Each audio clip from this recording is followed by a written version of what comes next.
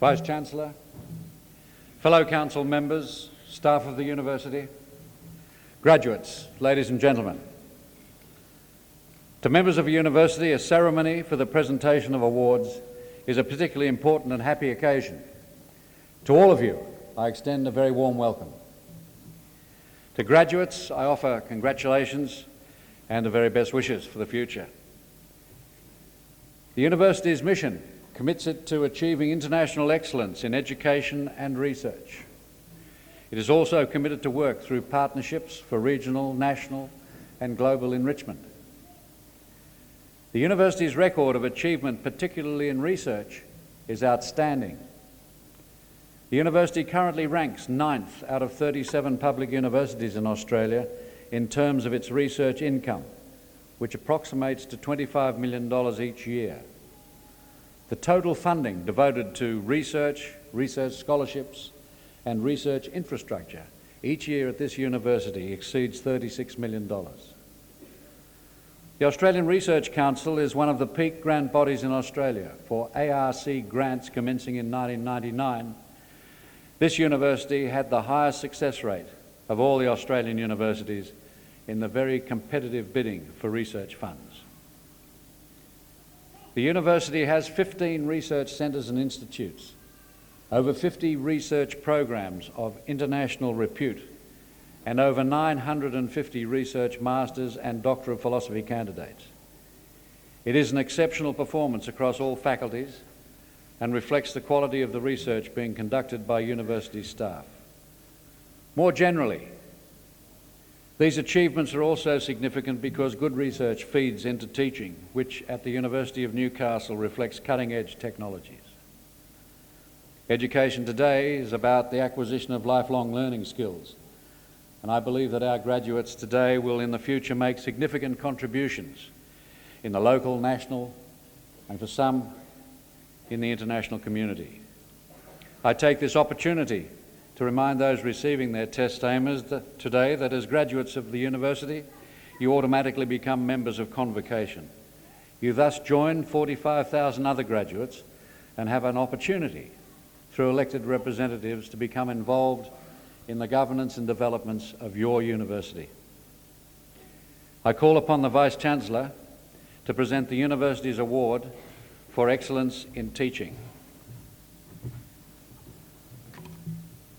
Chancellor, the University of Newcastle's Award for Excellence in Teaching scheme was established in 1992 to encourage and reward the development of creative approaches to teaching which stimulate or facilitate student learning, either generally or of particular concepts or methodologies.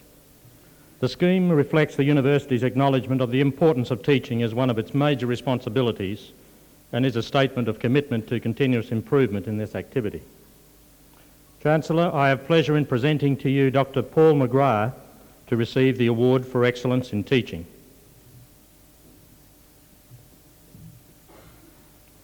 Dr. McGrath has been recognised for this award primarily for the excellence of his project entitled Computer-Assisted Learning in Human Biosciences. The project is an innovative instructional strategy that services a wide variety of subjects in a number of degree programs.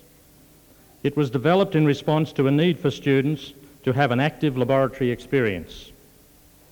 This was primarily to enhance their learning, provide feedback, test their developing knowledge and scaffold their learning. Students use the package to build their knowledge at their own pace through their own extensive decision-making and involvement in the processes. The software package avoids the need to build expensive laboratories for experimentation, whilst at the same time providing a positive learning experience that can respond to the latest developments in the field of biosciences. The project provides an exemplary model for the improvement of learning in other disciplines at the University of Newcastle. The software is world-class in its design and delivery and has been adopted by other institutions for their degree programs. Chancellor, Dr. McGrath.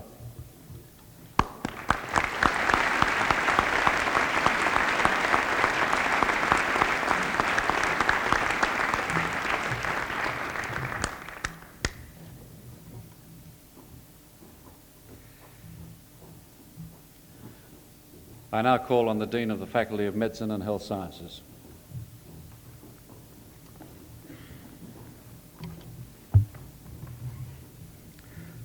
Chancellor, I present to you candidates who have satisfied the requirements of the award of the Diploma in Occupational Health and Safety. Donna Armstrong.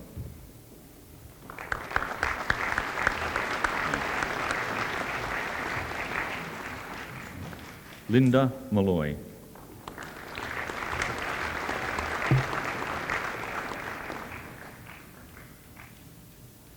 Chancellor, I present to you graduates of the degree of Bachelor of Applied Science, Consumer Science. Katie Anstis.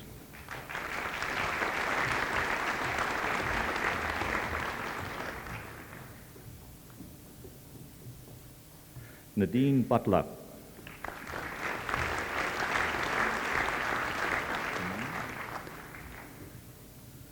Janine Cusack.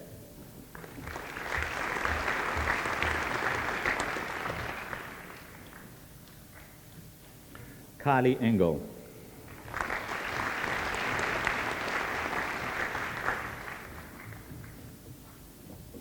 Amanda Ferner.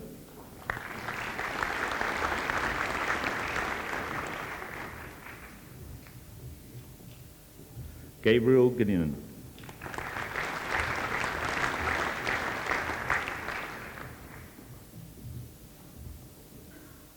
Danielle Grimley.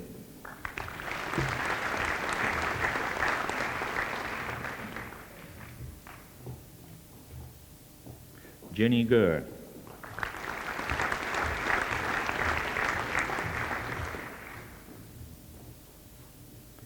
Leah Hurd.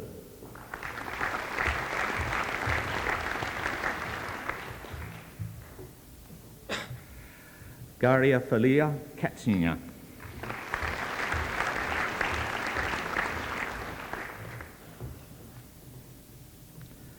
Christy Knowles.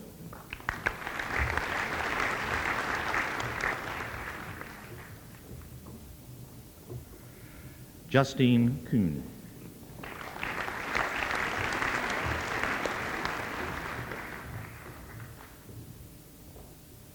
Justine Ladmore.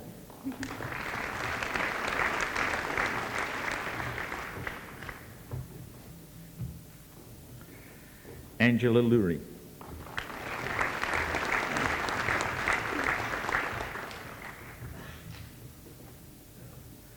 Louise Muller.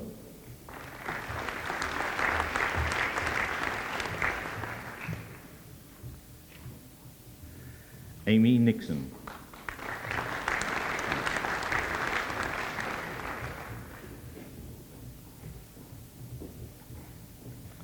Renee Orlandi.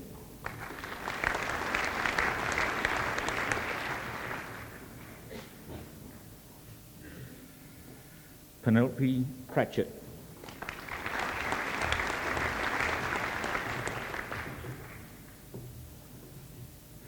Gemma Roberts.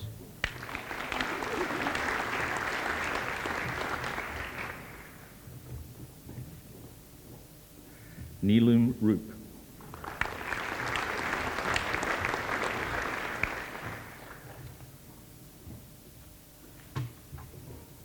Chancellor, I present to you graduates of the degree of Bachelor of Applied Science, Consumer Science with merit. Deborah Van Jerven.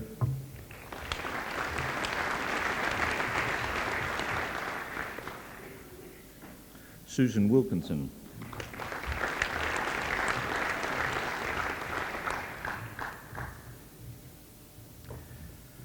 Chancellor, I present to you graduates of the degree of Bachelor of Applied Science, Medical Radiation Technology, Louise Andrews.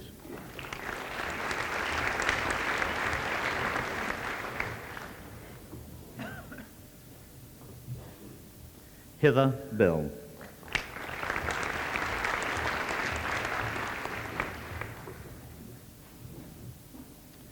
Matthew Belair's.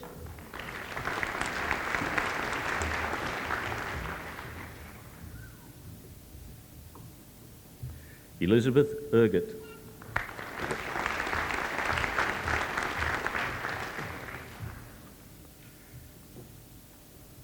Kylie Hawken.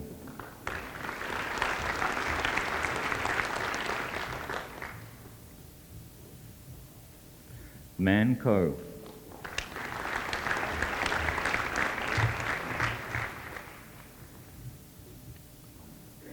David Lanan.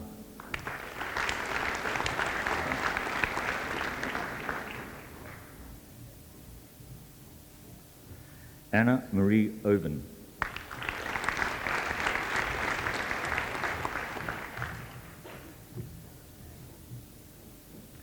Jessica Peterson.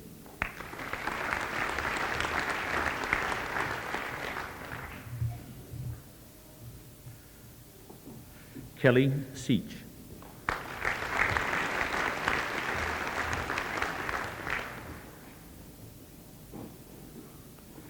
Scott Trethoe.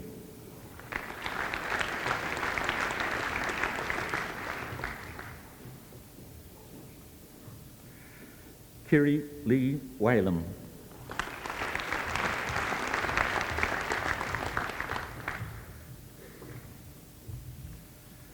Chancellor, I present you graduates of the degree of Bachelor of Biomedical Science. Goth Al.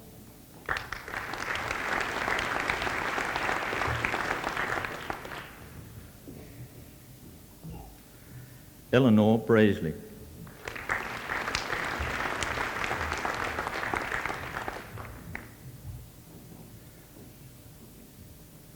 Kate Bone.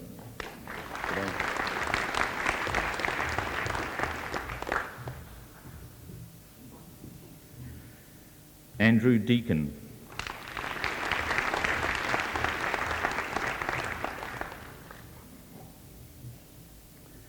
Kim Elliott. Deacon.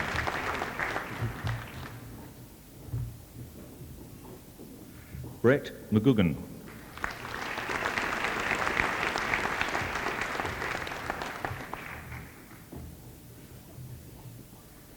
Kathleen Melville.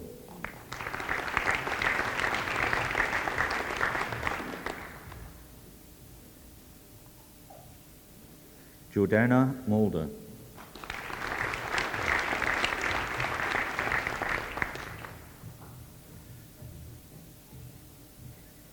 Erin Nolan.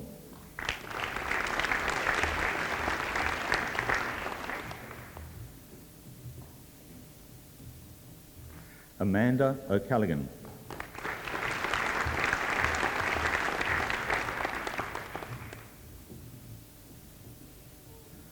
Adam Odell.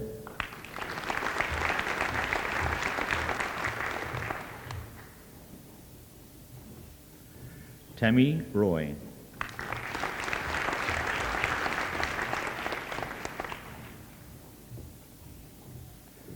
Damien Rosenfeld.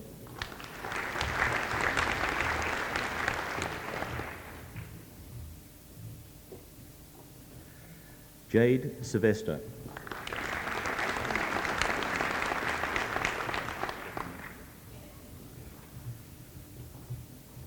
Michael Chezanetvig.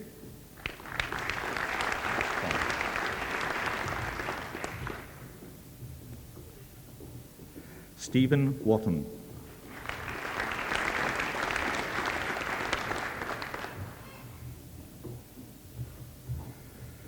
Tony Welsh.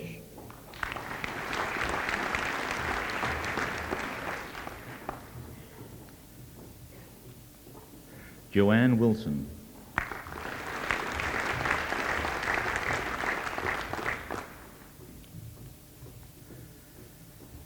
Chancellor, I present to you graduates of the degree of Bachelor of Health Science, Nutrition and Dietetics. Shannon Allen.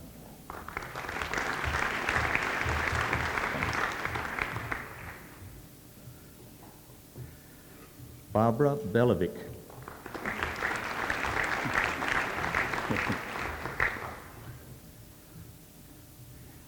Rebecca Colcott.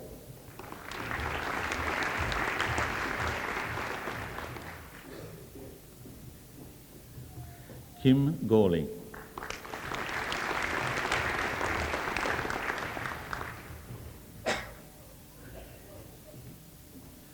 Susan Henney.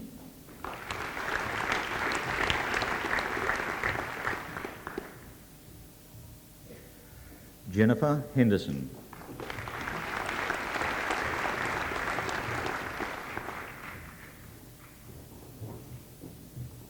Christine Metcalf.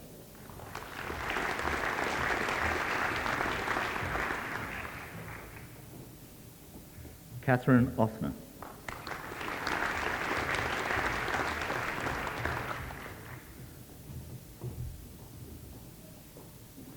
Nicole Pond.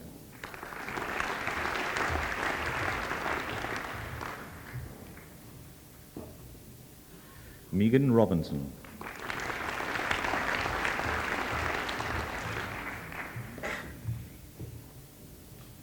Sean Seldom.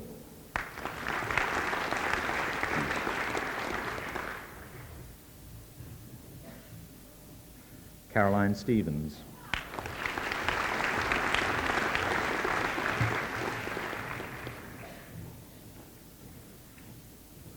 Chancellor, I present to you a graduate of the degree of Bachelor of Health Science, Nutrition and Dietetics with honours, Melanie Martin.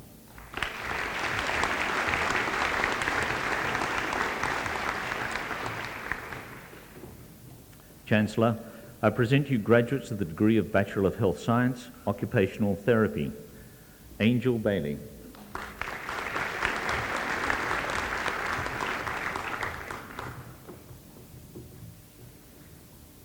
Jennifer Duncan.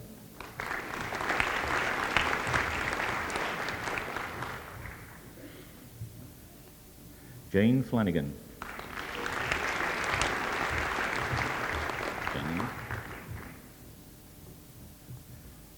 Natalie Gordon-Thompson.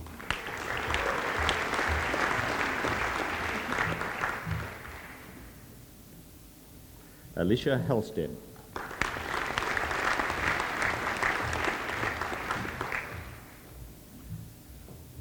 Kieran Hibbard.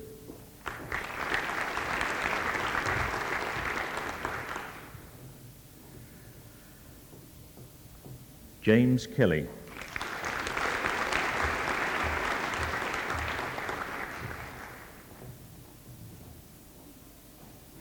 Georgina Makarov.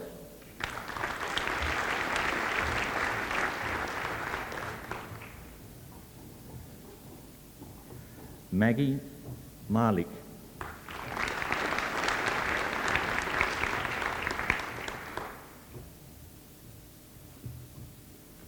Nicole Murdoch.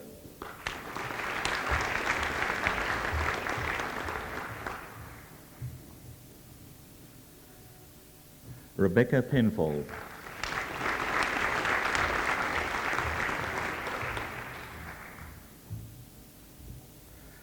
Amanda Prigg.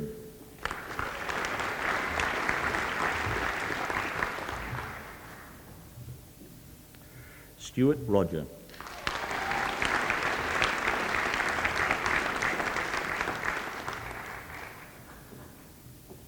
Anastasia Salisbury Baker.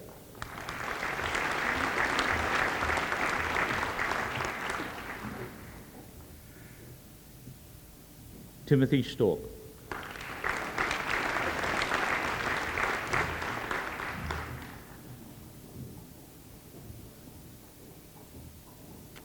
Jodie Watkin.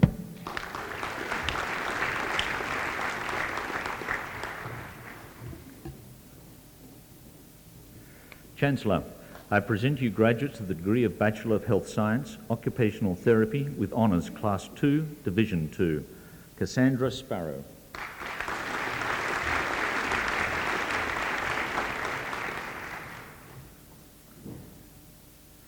Carly Swinton.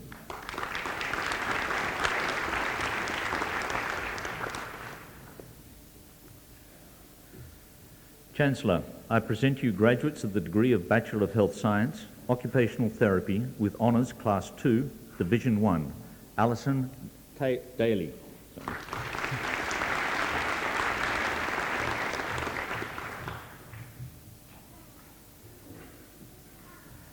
Nadi Demazou.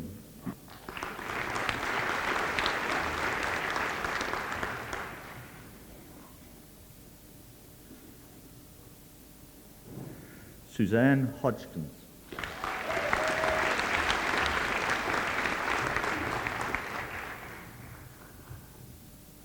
Sarah Jane Lee.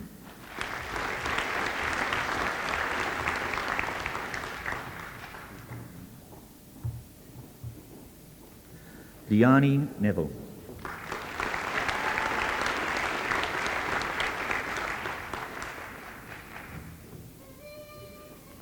Emma Nicholson.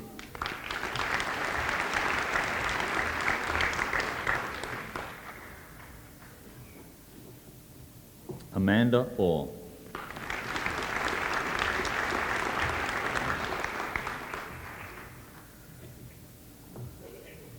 Chancellor, I present you graduates of the degree of Bachelor of Medical Radiation Science, Diagnostic Radiography. Stephen Boatman.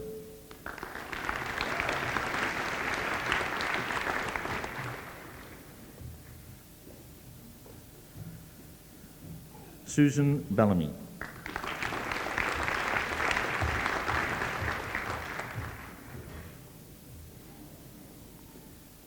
Angela Brock.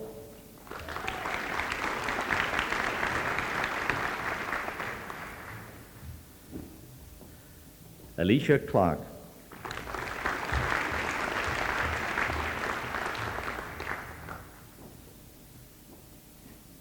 Darren Field.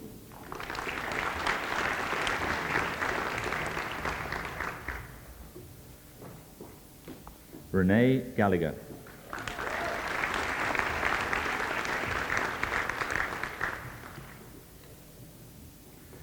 Andrew James.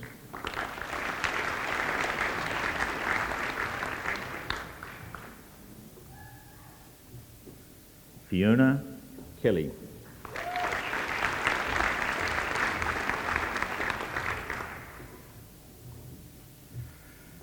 Cassandra Lee.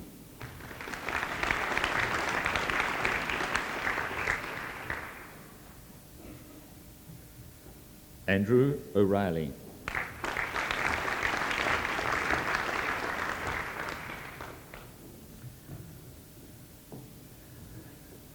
Kim Price.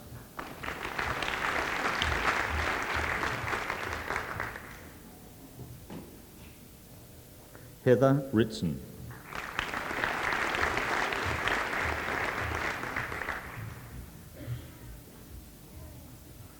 Olivia Rowland.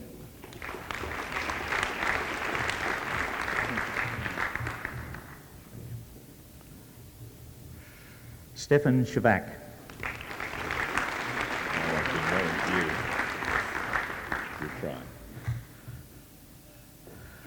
Karthika Stes Kent Apathy.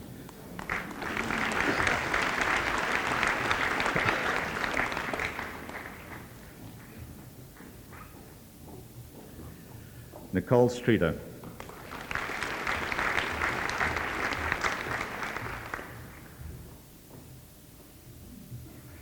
Nicole Threthrow.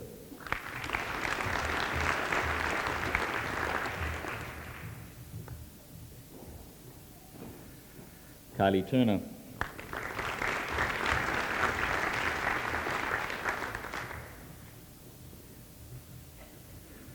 Talia Wondergem.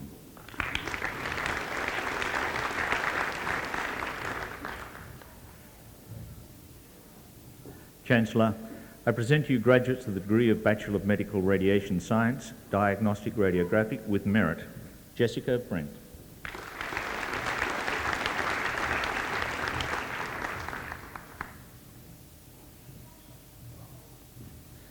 Lindy Corzens.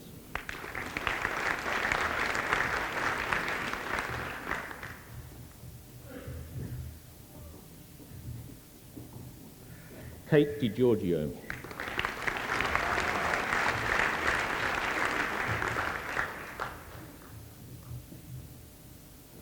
Rochelle Muir.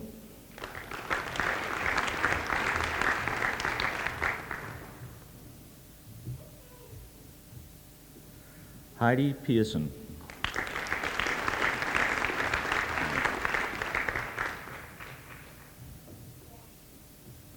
Mark Rostron.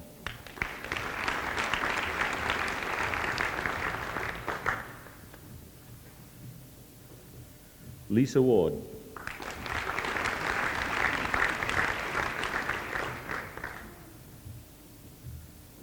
Chancellor, I present to you graduates of the degree of Bachelor of Medical Radiation Science, Nuclear Medicine, Scott Beveridge.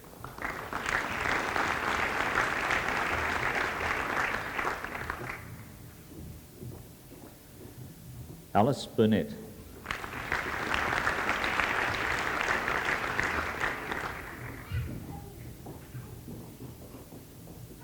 Angela Doyle.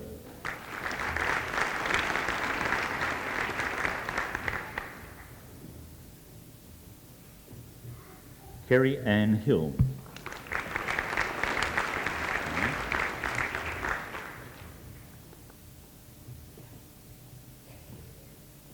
Hayley Medcar.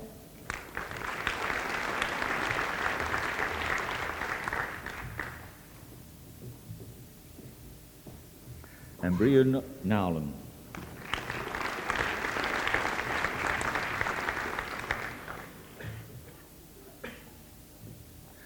Jananin Sathamanam.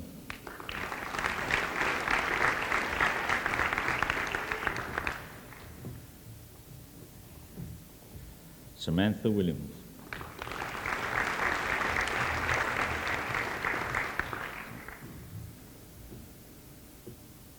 Chancellor, I present to you graduates of the degree of Bachelor of Medical Radiation Science, Nuclear Medicine with Merit. Peter Gray.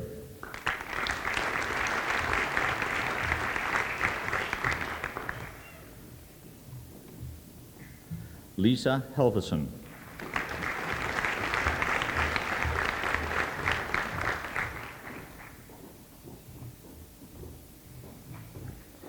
Eva Makruzchak.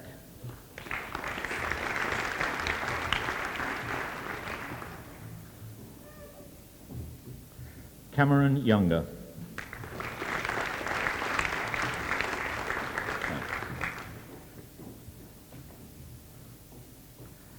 Chancellor, I present to you a graduate of the degree of Bachelor of Medical Science with Honours, Class 2, Division 1, Stuart Mackenzie.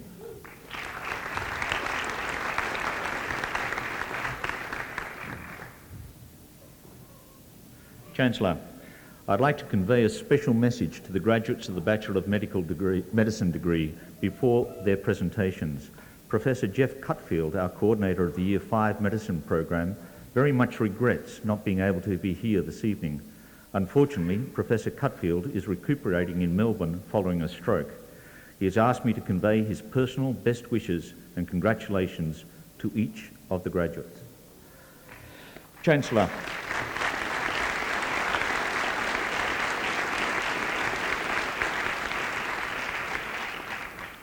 Chancellor, I present you graduates of the degree of Bachelor of Medicine. Christopher Allen.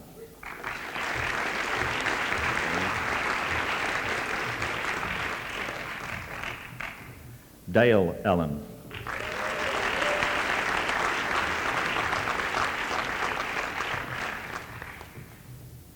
Bronwyn Arvard.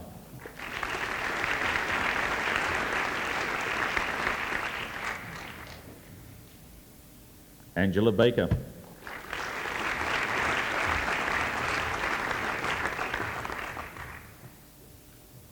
Amanda Brooks.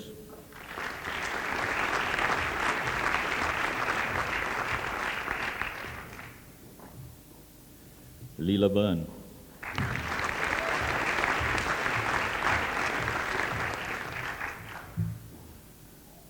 Miriam Castrica.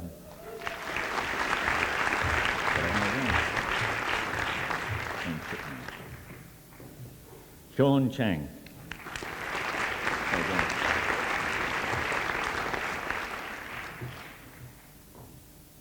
Yolanda Coleman.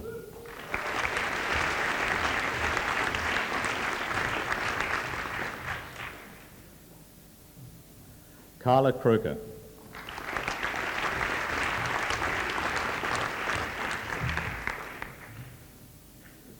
Bryony Cutts.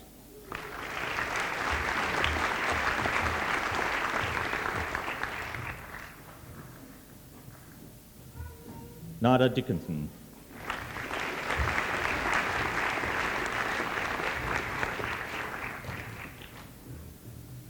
Michael Dobby.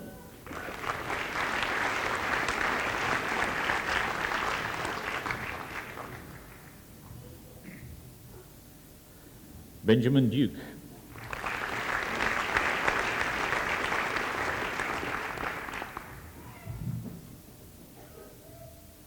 Nicholas Edgerton Warburton.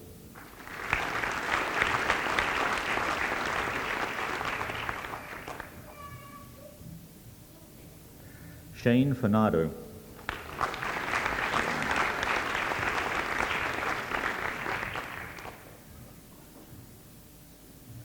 Brendan Flynn.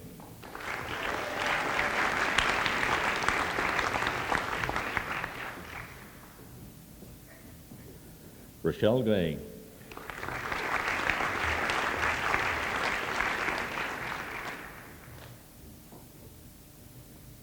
Hanny Gayed.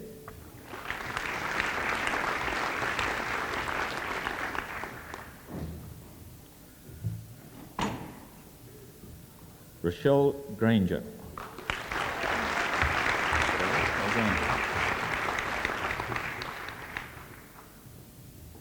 Paul Griffiths.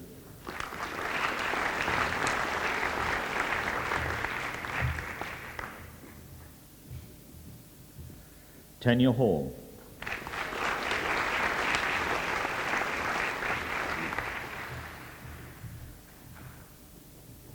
Megan Hobson.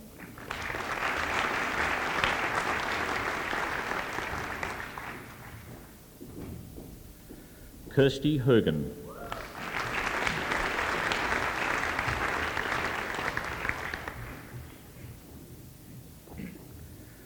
Anthony Hutton.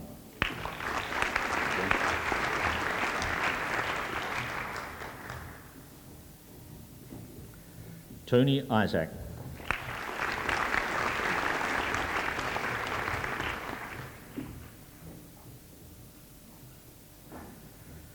Kanthali Kailai Nathan.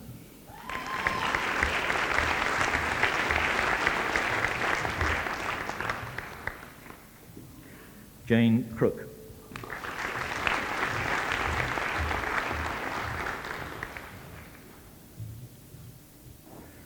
Namesome Lau.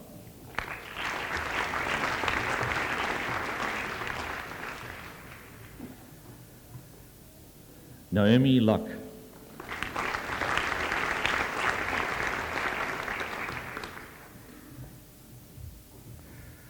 Catherine McGuinness.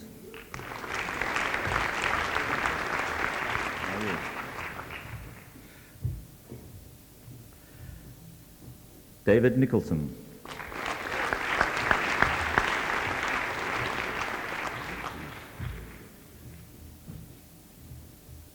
Emily Nicole.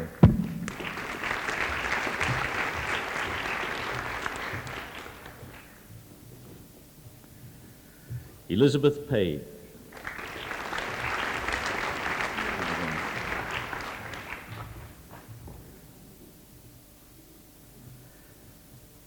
Timothy Pollitt.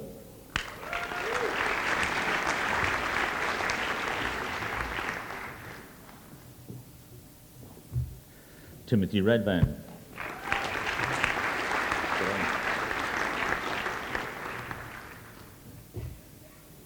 Simone Ray.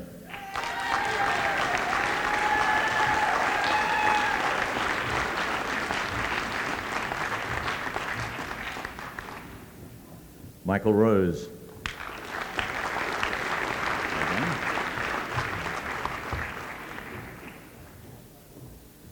David Rutherford.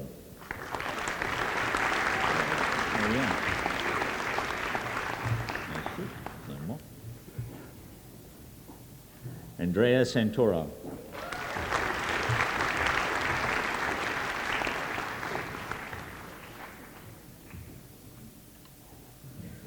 Liu Ming Schmidt.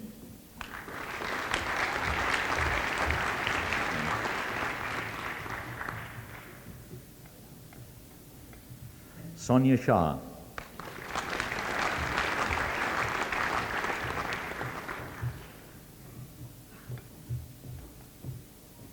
Amanda Shaw.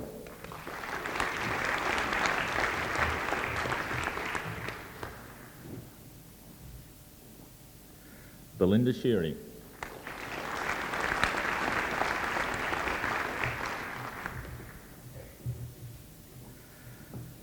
Penelope Smith.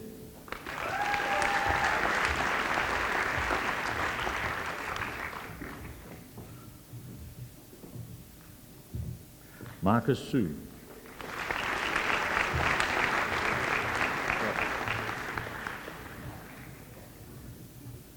Jacqueline Wapp.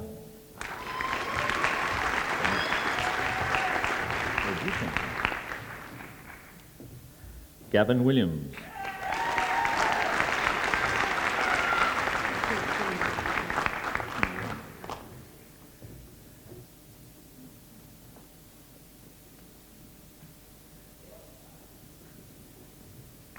Kenny Wong.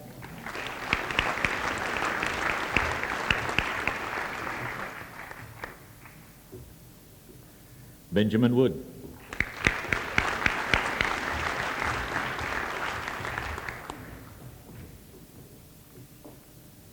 Angela Worthington.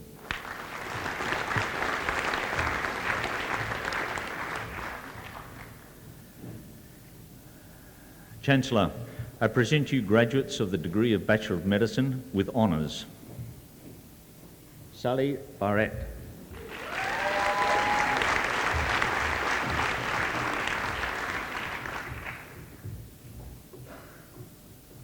Alison Burke.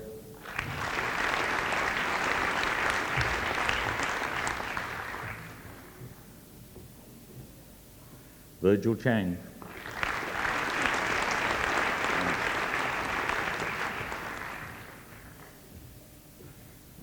Emily Durant.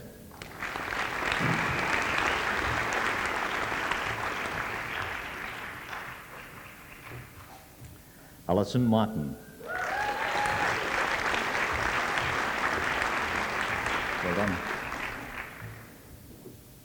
Chancellor, a university medal may be awarded to a candidate who has displayed first-class honours and displayed outstanding ability. In assessing ability, the graduate's record throughout the whole degree course is taken into account. In addition to achieving consistently high grades, the graduate must have completed at least half their degree requirements at this university. Chancellor, I present to you a graduate of the degree of Bachelor of Medicine with honours and the University Medal, Amanda Baker.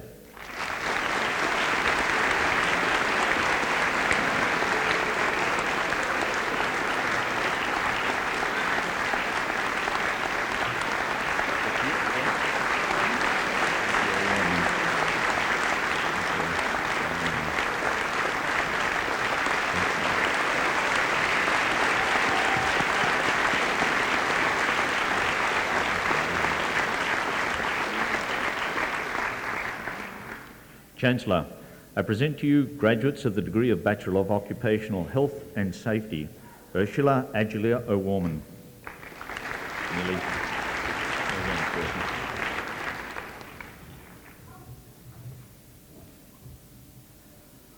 Stephen Barrett.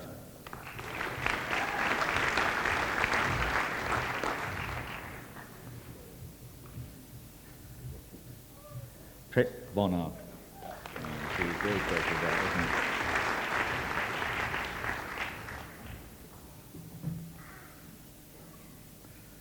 Philip Brandy.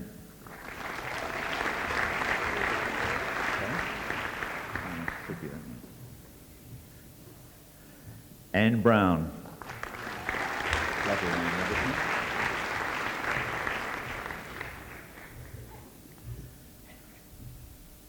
Stephen Charles.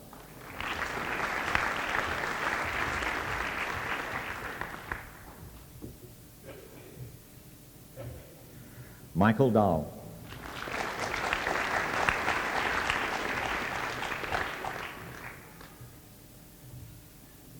Lawrence Drusen.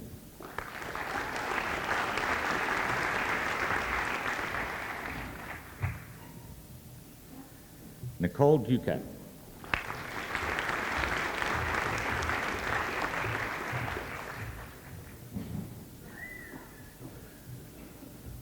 Douglas Gibbons.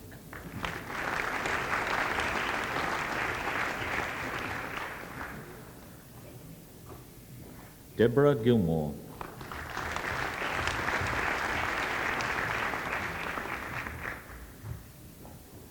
Michael Godshaw.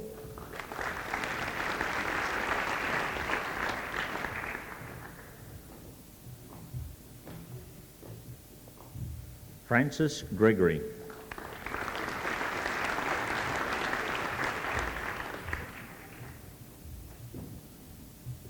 Maya Guest.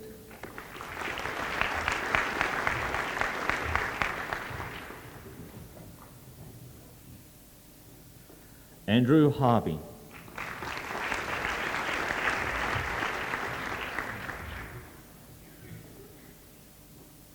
Fiona Hoffman-Wilton.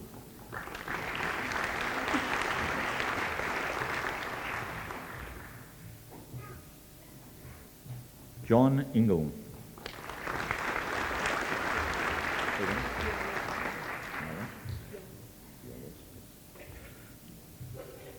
Krista Yoloskis.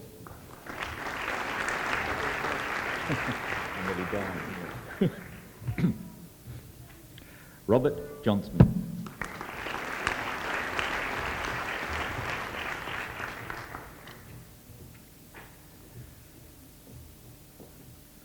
Peter Philpatrick.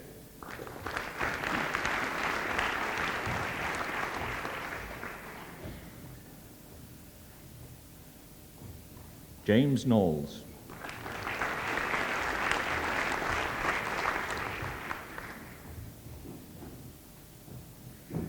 Kenneth Kumar.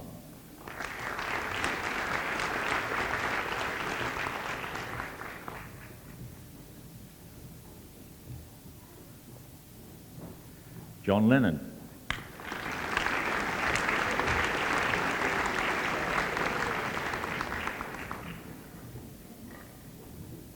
Warwick Lidbury.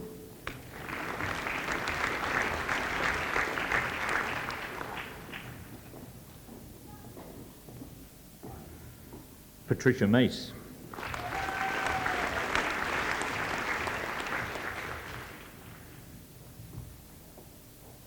Robert McGregor.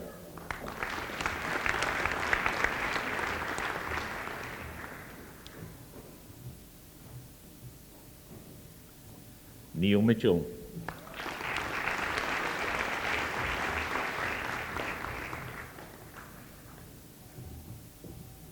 Patricia Moras.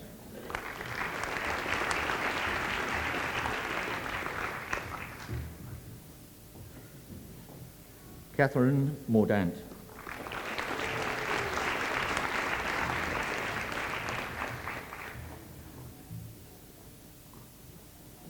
Angela Robinson.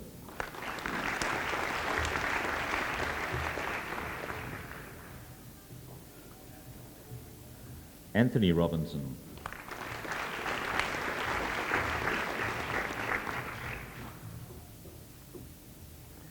Tony Ruan.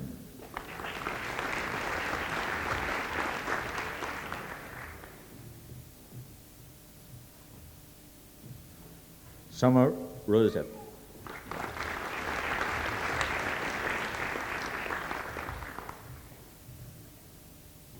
Rebecca Ross.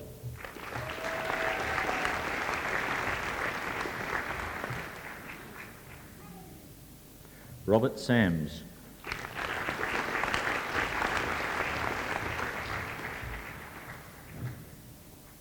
Alejandro Silva.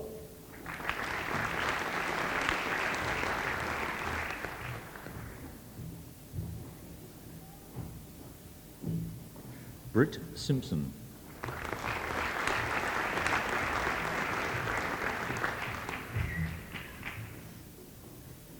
David Stanley.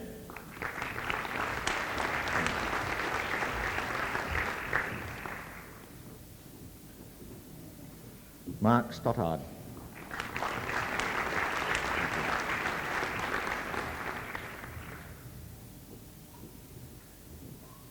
Michelle Tams.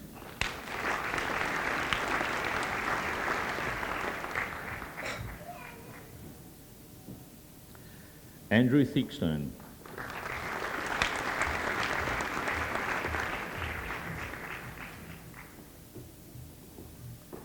Alan Tompkins.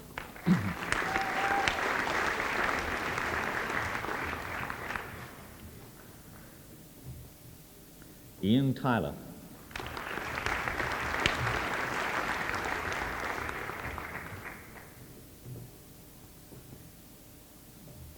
Joanne Walker.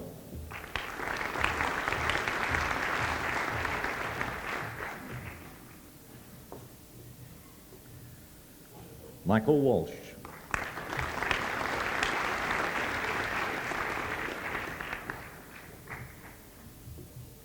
Hilma Walter.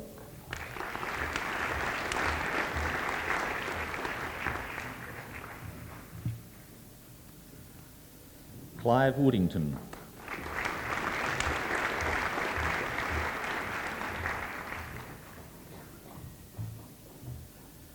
Chancellor, I present to you a candidate who has satisfied the requirements of the award of the Graduate Certificate in Medical Radiation Science, Mammography, Julie Wilson.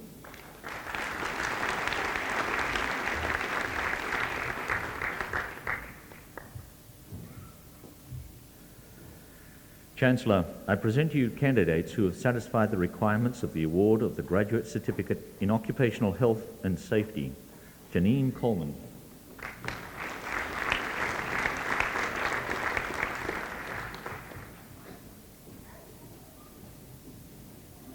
Alan Evans.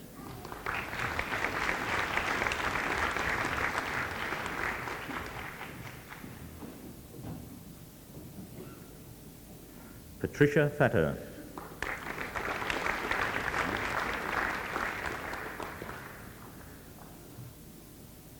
Chancellor, I present you a candidate who has satisfied the requirements of the award of the Graduate Diploma in Clinical Epidemiology, Jennifer Stewart-Williams.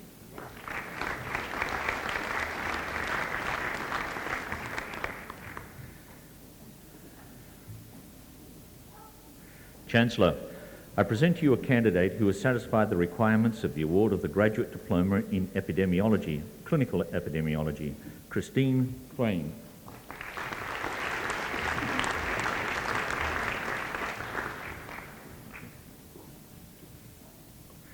Chancellor, I present to you candidates who have satisfied the requirements of the award of the Graduate Diploma in Genetic Counselling, Louise Christie.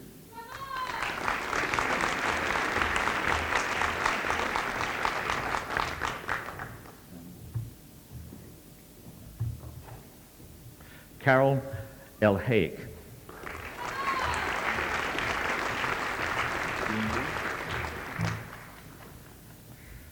Claire Groombridge.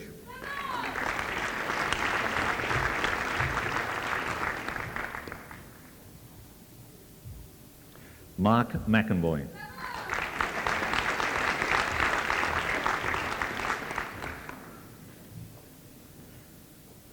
Chancellor, I present to you a candidate who has satisfied the requirements of the award of the Graduate Diploma in Health Promotion, A.E. Hutt.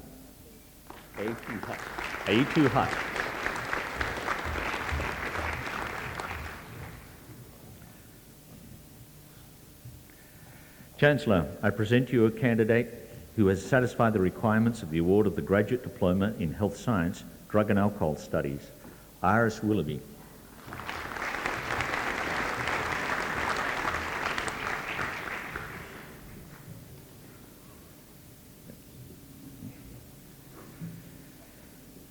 Chancellor, I present to you a candidate who has satisfied the requirements of the award of the Graduate Diploma in Medical Statistics, Rachel O'Connell.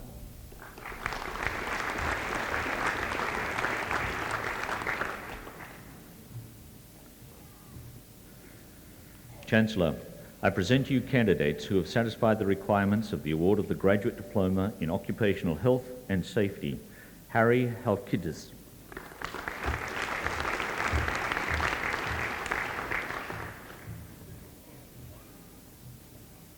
William Keenan.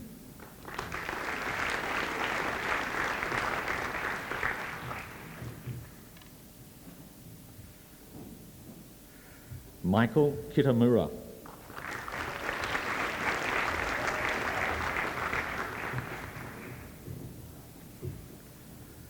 John Lynch.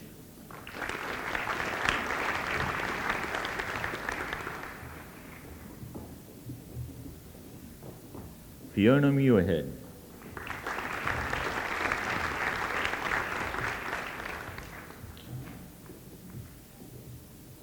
Joanne Sullivan.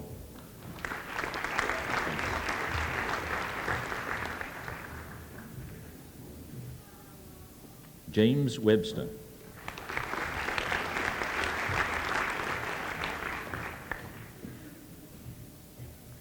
Alan White.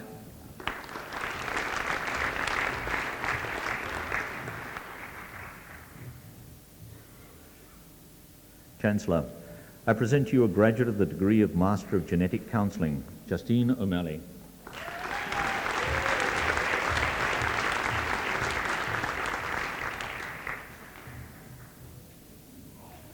Chancellor, I present to you graduate of the degree of Master of Medical Health Sciences, Drug and Alcohol Studies, Gayleen Borden.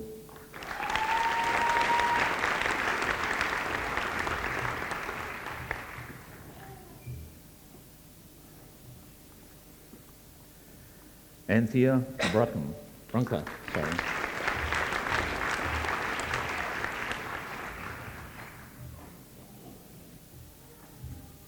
Sandra Gertz.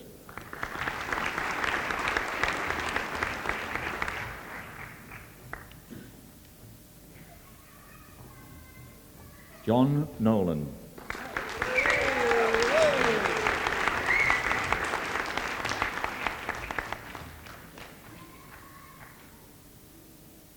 Colin Wysocki.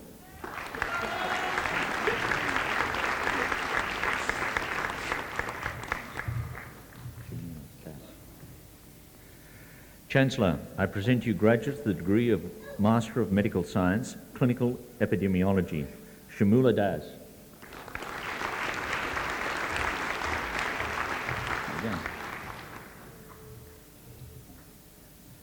Michael Pollack.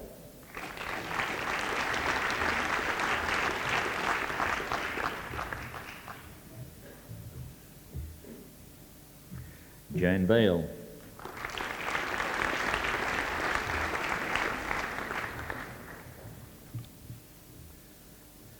David Wheeling.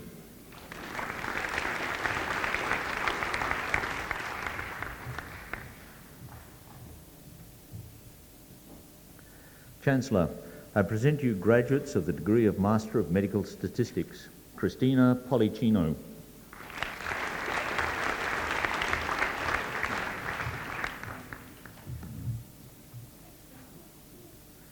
Chung Yang.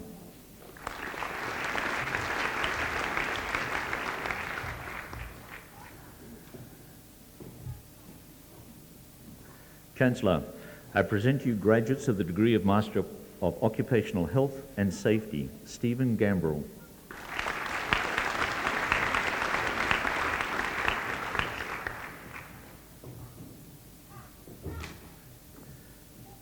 Karen Harris.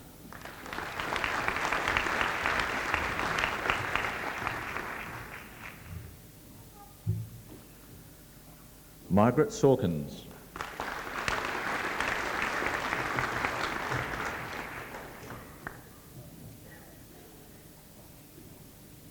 Chancellor, I present you graduates of the degree of Master of Quality Improvement in Healthcare, Helen Gainley.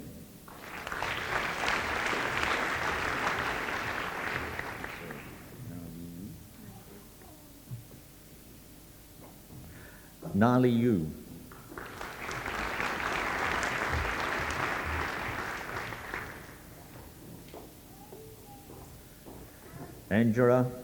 Andrea Rodriguez.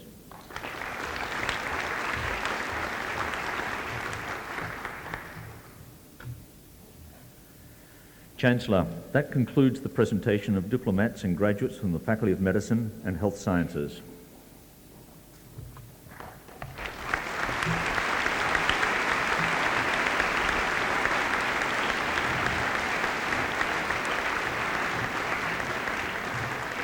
I now call on the Deputy Vice-Chancellor Research to present Research Higher Degree graduates.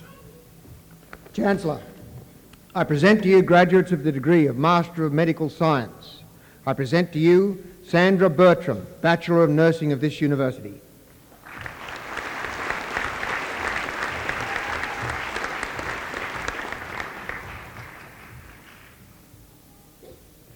I present to you Greg Schneider, Graduate Diploma in Manipulative Therapy of the Western Australian Institute of Technology.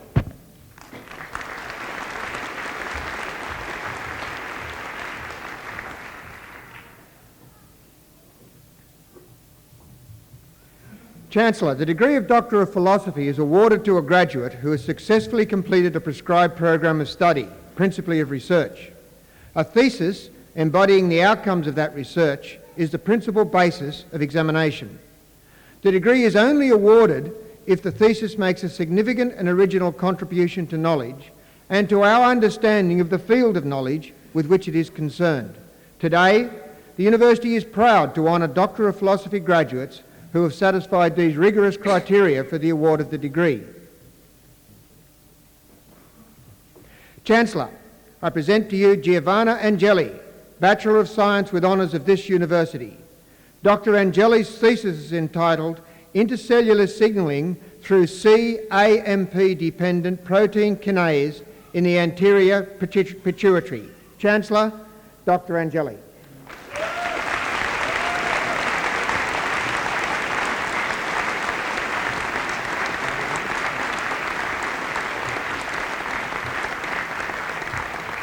Chancellor, I present to you Paul Barleveld, Bachelor of Dental Surgery at the University of Sydney. Dr. Barleveld's thesis is entitled Dietary Fat Type and Immunity to Influenza Virus Infection in Mice. Chancellor, Dr. Barleveld.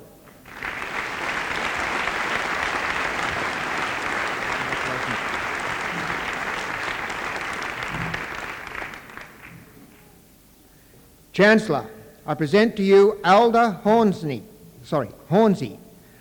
Master of Education Administration of the University of New England. Dr. Hornsey's thesis is entitled The Professional Needs of Australian General Practitioners, an Educational and Structural Focus. Chancellor, Dr. Hornsey.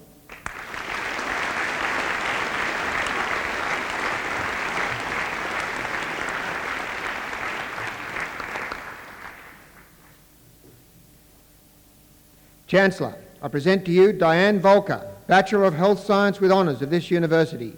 Dr. Volker's thesis is entitled The Efficacy of N3 Polyunsaturated Fatty Acids in the Treatment of Rheumatoid Arthritis. Chancellor, Dr. Volker.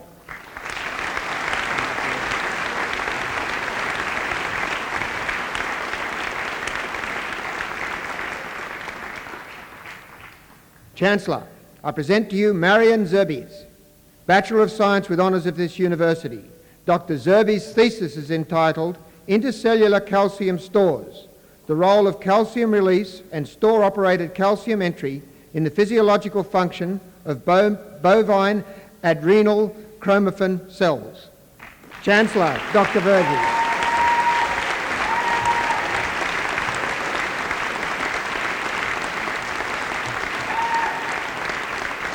Chancellor, that concludes the presentation of Research Higher Degree Standard graduates.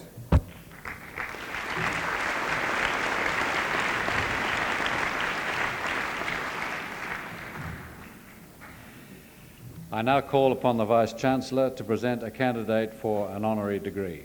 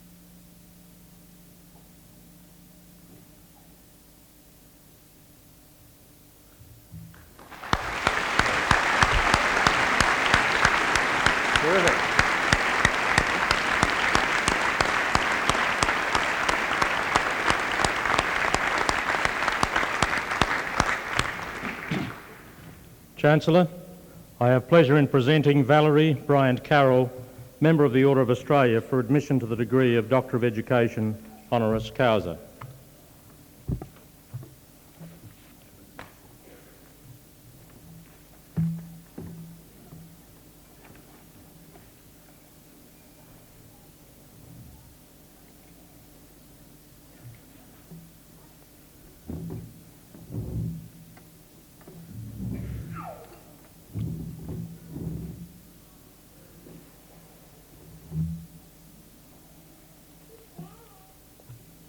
Chancellor, Valerie Bryant-Carroll was born in Nambucca Heads. She left school in the second year of high school and worked as a housemaid, nursemaid and barmaid before returning to school to complete her school certificate. After leaving school, Val Bryant-Carroll was employed as a phonogram operator with an overseas telecommunications company and then as a receptionist in the Prime Minister's Department.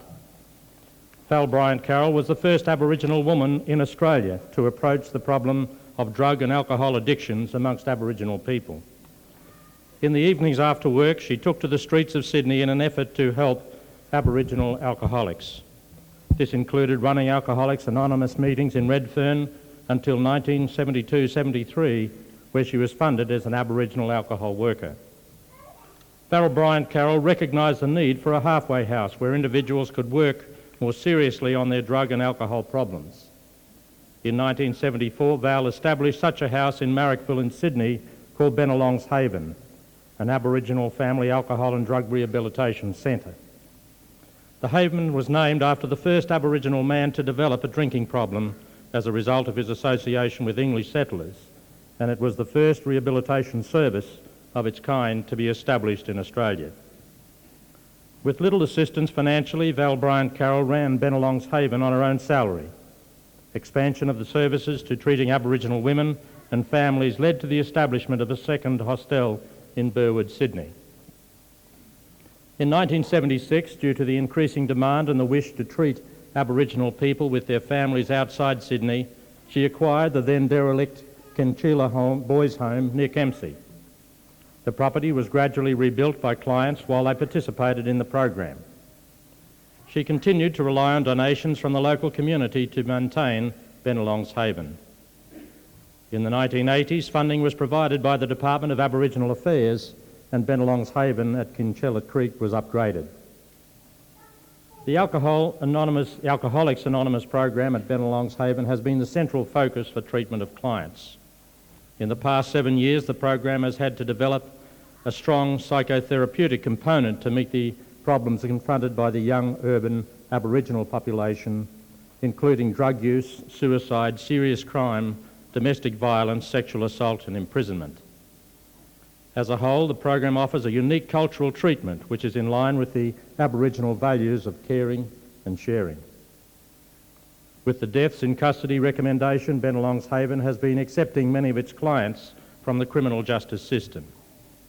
This has been an alternative to jail for many young Aboriginal offenders with alcohol and drug-related problems. Bennelong's Haven has developed a strong relationship with courts, judges and solicitors, with most of the clients being represented by Bennelong's professional staff. For the past 25 years, Val Bryant-Carroll has been dedicated to providing an effective rehabilitation service for Aboriginal people. In recognition of her services to the Aboriginal community, she was awarded the Medal of the Order of Australia in 1978 and the World Healing Our Spirit Medal in 1994. Chancellor, it is with great pleasure that I present to you Valerie Bryant-Carroll, Member of the Order of Australia, for the award of the degree of Doctor of Education, honoris causa.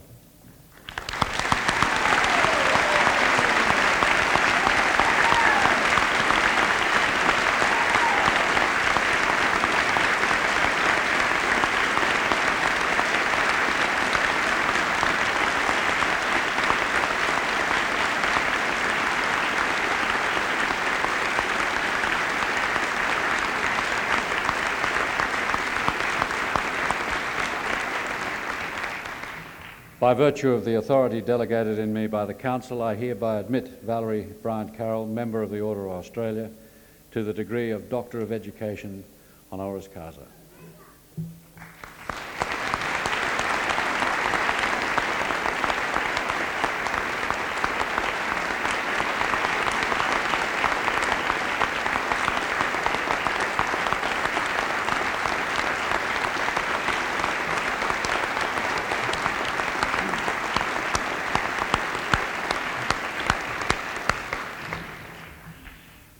We will now have a musical interlude presented by the Garage Gang. They will sing That's What Friends Are For by Carol Bayer-Sager and Burt Bacharach, and I Am an Australian by Bruce Woodley and Dobie Newton.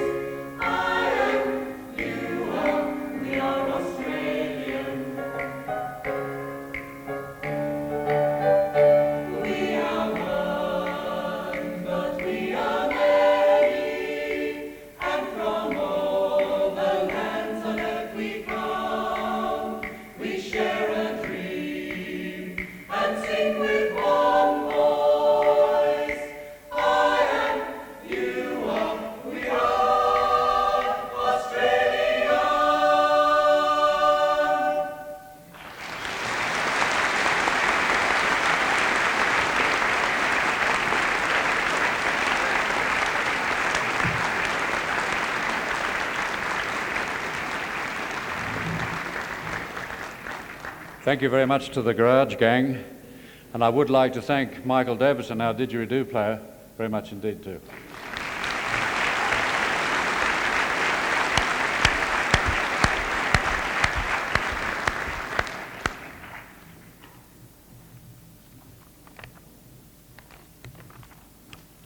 Ladies and gentlemen, it gives me great pleasure to invite Mr. Bob Bryant to speak on behalf of Dr. Valerie Bryant-Carroll for the occasional address.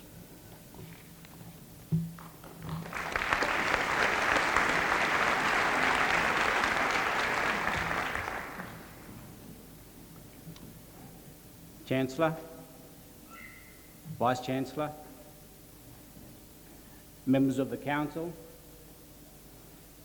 staff of the University, families and friends of graduates, and most importantly, fellow graduates. My brother and sister addicts of Bennelong's Haven, and distinguished guests. It is with great gratitude that today I am able to give this address and accept my honorary degree from the University of Newcastle. Firstly, I wish to acknowledge the Awabakal country on whose land we are now holding this ceremony. Secondly, acknowledging the spirits of my parents, Joseph and Rita Bryant, and grandparents, Lambert and Lily Waddy, and all other deceased relatives and friends of Gumbanga country who have previously struggled for equality and justice. Bennelong's Haven was the first Aboriginal drug rehabilitation established in Australia. This was in 1974. I began this program with the help of recovering alcoholics. 26 years later, it remains controlled and administered by recovering addicts. We have experienced the pride and dignity of being responsible for our own recovery. Aboriginal culture is not about spears and boomerangs. Aborigines are a spiritual people. By this, I mean that our spiritual connection to each other and the earth are our main reasons for being on earth. Aboriginality is based on spirituality. By spirituality, we mean that first we connect to other people. When this is in place, we can connect to the earth, then to our God. When I meet another Aborigine, I do not wish to know his occupation or interests or what sort of car he drives. I want to know who are his mother and father, his brothers and sisters, his country. These spiritual connections are the basis of our lives.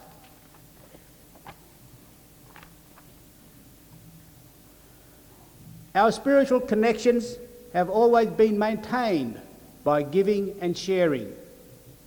But the addict is a taker, both materially and emotionally, from those around him. Thus, addiction is not just a health or court problem for us. It attacks the roots of our spirituality, the order of our society, and very reason for existence. When the 14-year-old steals from his parents to buy marijuana to use with his friends, his spiritual connection to his parents has become weaker than his connection to fellow users. Friends who do not use his drug are discarded, and eventually he is comfortable only with fellow users. By the time parents are aware that the child is using the drug, the game is over. The child connects spiritually only through the drug. His circle of friends depends on which drug he is using.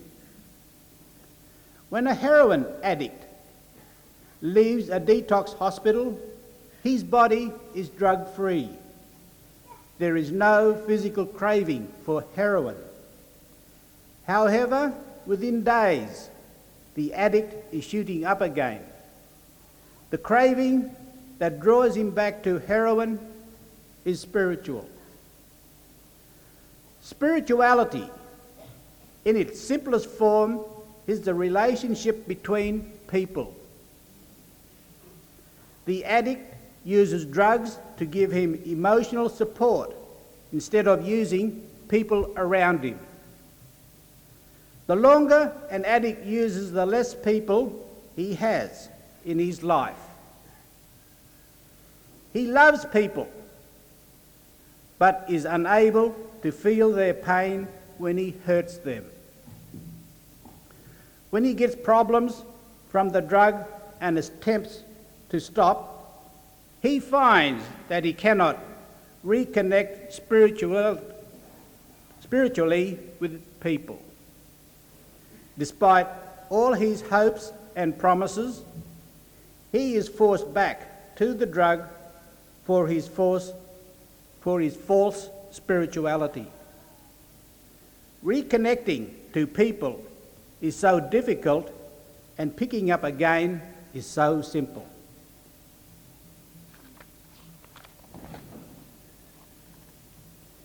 The addicted person becomes only able to maintain spiritual connections with people who use his drug. Our youth are using alcohol or drugs early in life, before they have time to develop normal relationships with their parents and peers. Instead, meaningful relationships are based on alcohol and drugs. Simply stopping drinking or drugging is not the answer. The person is left with nothing. They are bored and without purpose. For them, there is no bond without the drug, so they will either use again or remain connected to no one. This is where we guide the alcoholic or drug addict towards reconnecting spiritually with others. But rehabs only treat those who are already addicted. The Aboriginal drug problem attacks the root of our culture and is a great political issue for Aborigines. The problem is not in parks, under the bridges and in the courts. It is in our homes, where the young couple with a drug problem is currently producing more spiritually disconnected children. In the battle for land rights, the Aboriginal people met with some success.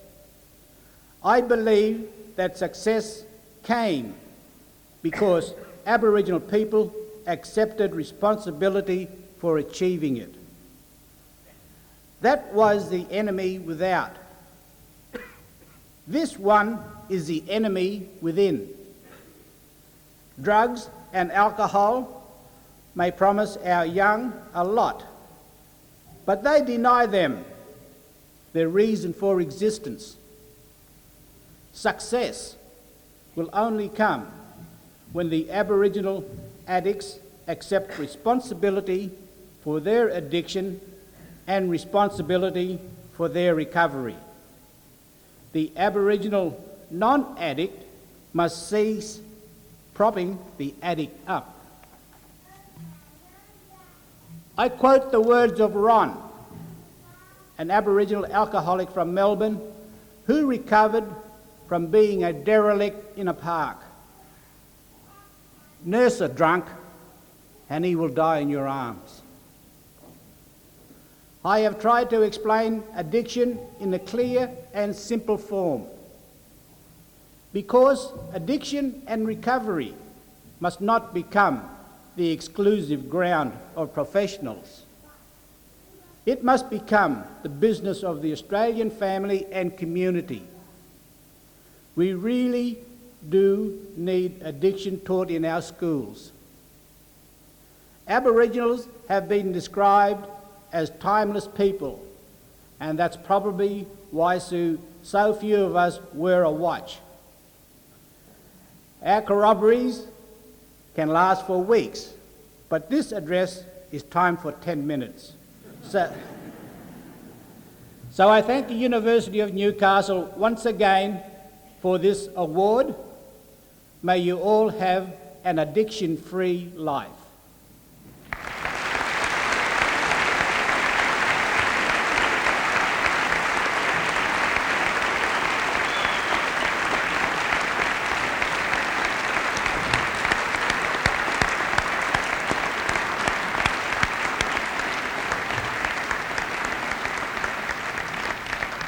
Dr. Valerie Bryant-Carroll, thank you for that very powerful and moving message, which was so beautifully delivered by Mr. Bob Bryant.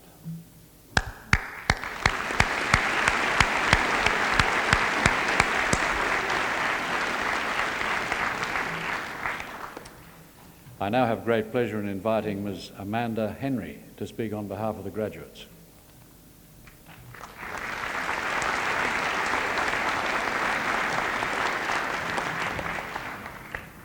Chancellor, Vice-Chancellor, members of University Council, staff of the University, fellow graduates, ladies and gentlemen. At this point in the proceedings, I do feel a little bit like the person at parties who's stopping everyone from cutting their cake and opening the presents, so I promise I'll be brief. I'm sure that many of my fellow graduates have been looking forward to today as a chance to catch up on all the gossip with colleagues not seen for some months now. But I think we would all agree that graduation has much more meaning than an opportunity to swap horror stories of the workforce or to fill our families' photo albums.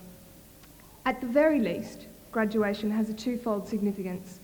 It allows graduates, their families and teachers to celebrate their successful completion of university study, and it gives us all a chance to say thank you to the people who got us there alive. It's now been some months since we sat final exams and left our university courses, some for immediate employment in their chosen field, some to grapple with the employment market, and some for postgraduate study. Amongst the reality of life in the outside world, it's easy to forget that university was ever difficult, and sometimes university life becomes a rosy remembrance of those long holidays and spending a little more time at the bar on the hill than in the university library. However, sooner or later, we all had to work hard to get through our respective courses, some admittedly a little harder or a little later than the rest of us. The hard work I refer to isn't confined to time spent in lectures, on practical assignment, doing theoretical assignments, or even cramming furiously for exams.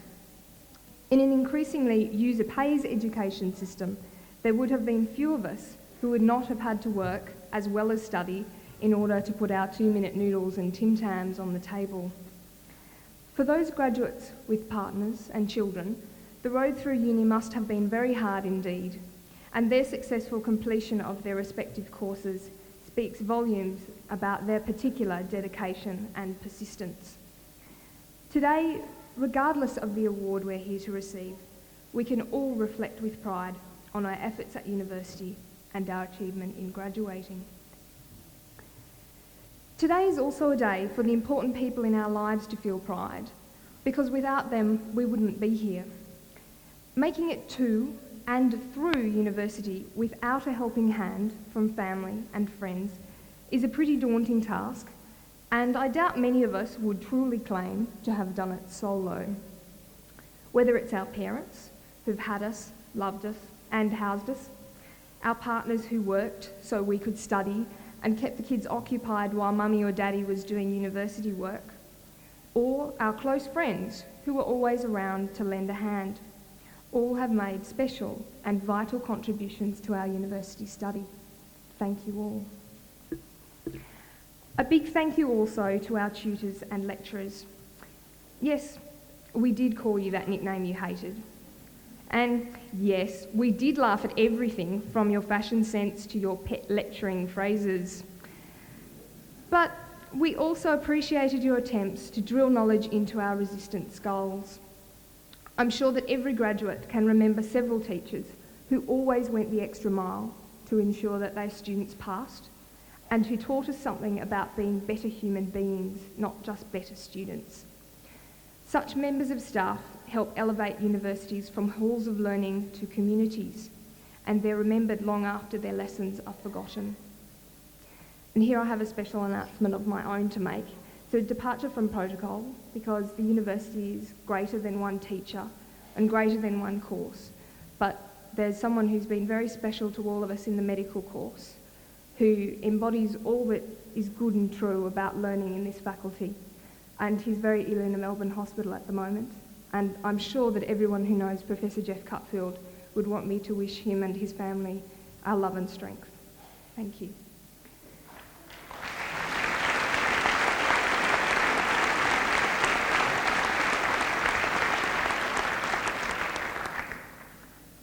On this day of celebration, I certainly don't intend to wax political either, but as a general reflection on the changes of university life while many of us have been here, it's hard to avoid noting that in our time at university, the Faculty of Medicine and Health Sciences has undergone considerable evolution.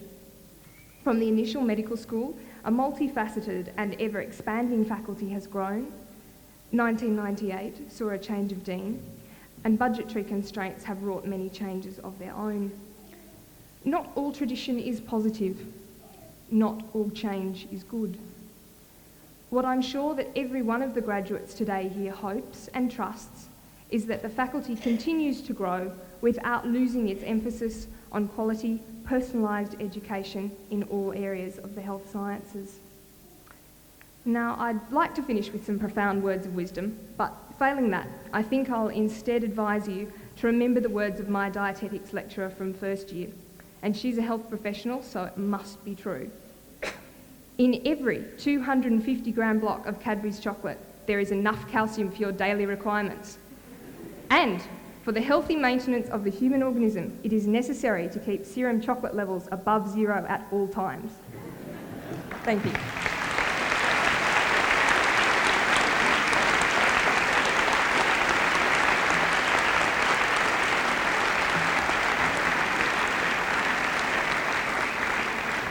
Thank you very much, Amanda Henry, for those words of wisdom. This ceremony is now concluded. May I invite all present to join us for a cold drink in the marquee adjoining the Great Hall. The University Union also invites you to make your way afterwards to the Shortland Union building, where Devonshire tea will be served, although I suppose you could probably call it Australian tea. You will also be able to order photographs, have your testamers framed, and view a range of university memorabilia for sale. I'll see you outside, ladies and gentlemen.